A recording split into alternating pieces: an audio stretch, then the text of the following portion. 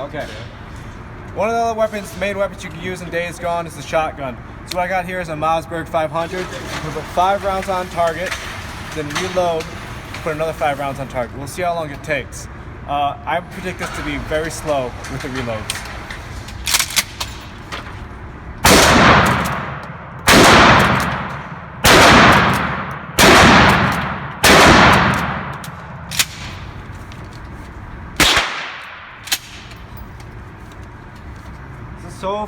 So slow.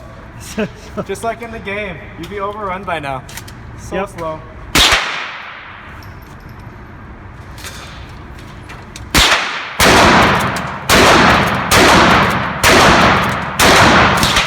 Wait, like if all of a sudden my arms go boop.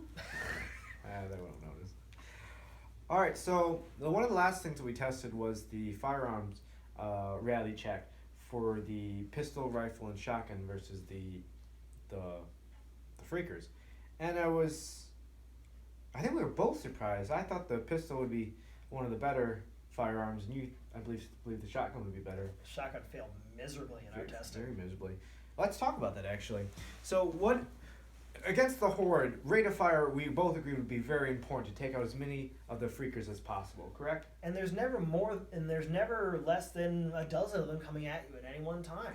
And some of the hordes range up to like upwards of 500 freakers at a time, which is it's pretty crazy. That's a fairly terrifying situation, even for the most well-armed of individuals. Mm-hmm.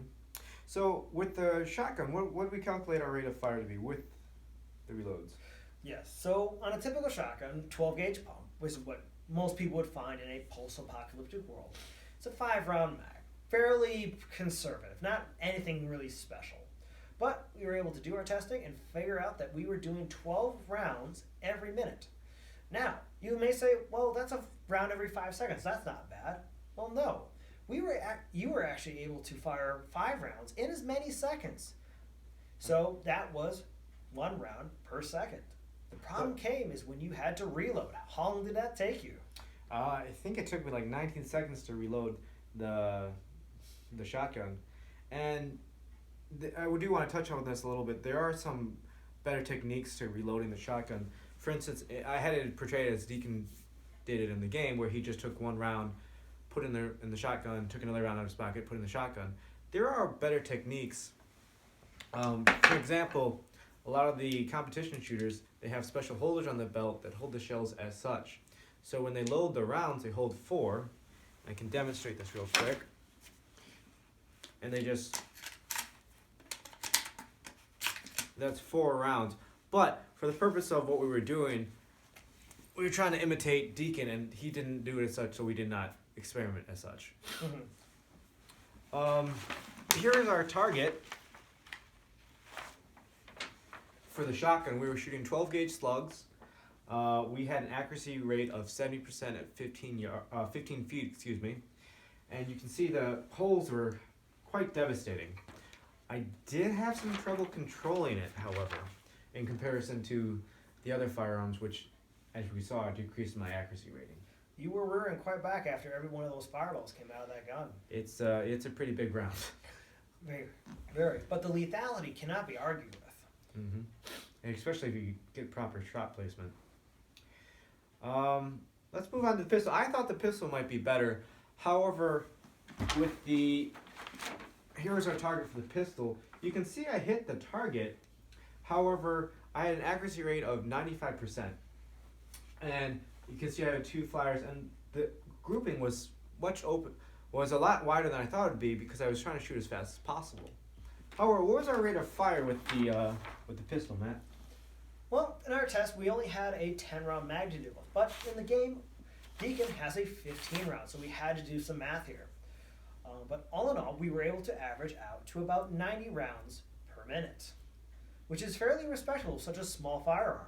What really saved us here versus the shotgun is that the reloads only took 3 seconds versus the 19 seconds it took with a shotgun. When we factor that, was that with the reloads, 90 rounds per minute with reloads, or just straight?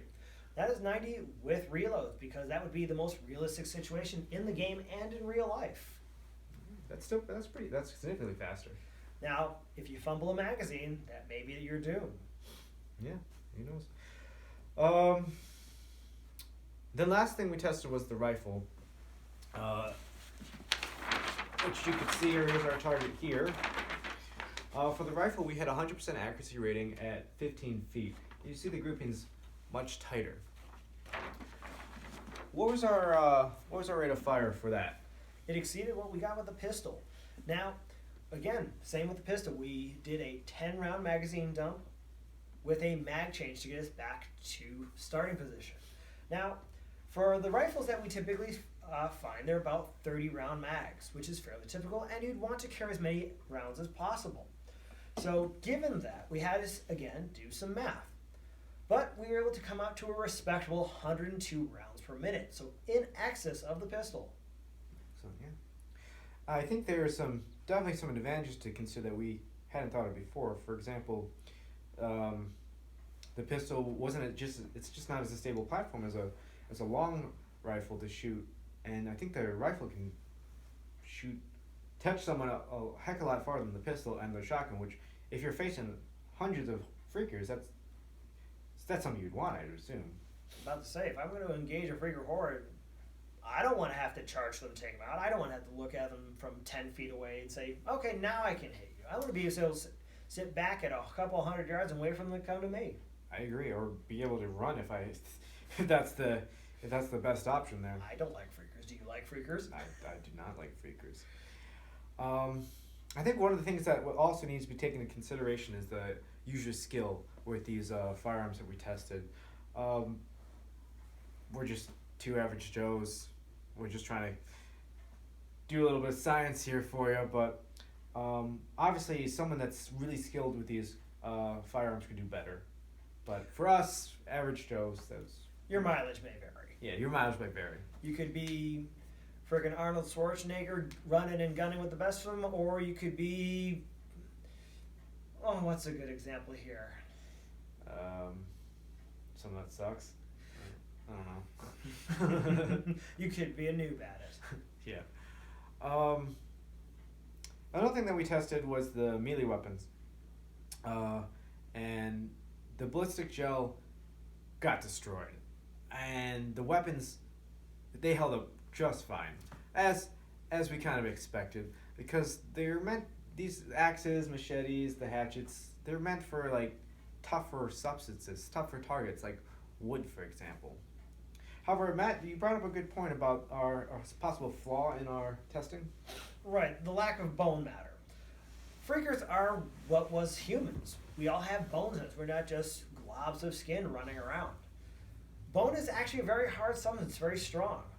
And any errant strike that was misplaced on a heavily boned area, much like the chest cavity or say like the hip or shoulder, could cause damage to a couple of the weapons we test. Maybe not so much the axe, but maybe the machete or the knife could possibly become damaged, chips pointed, blades broken, due to hitting a wrong substance.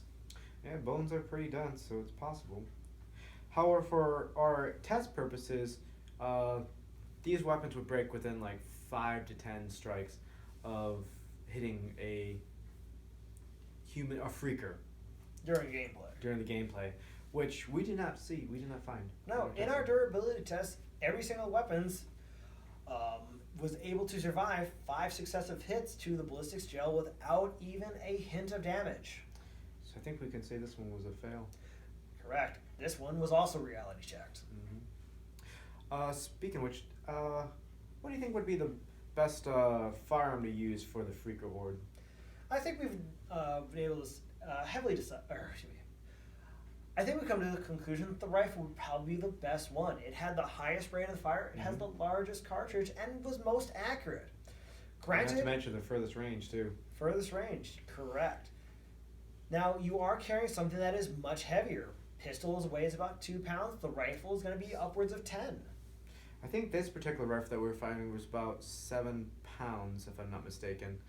But when firing, I found it significantly easier controlled than the shotgun, and easier controlled than the pistol as well. Which I think, when every round counts, it's a big factor. It was stronger than pistol, but not as strong as the shotgun. Like a good medium.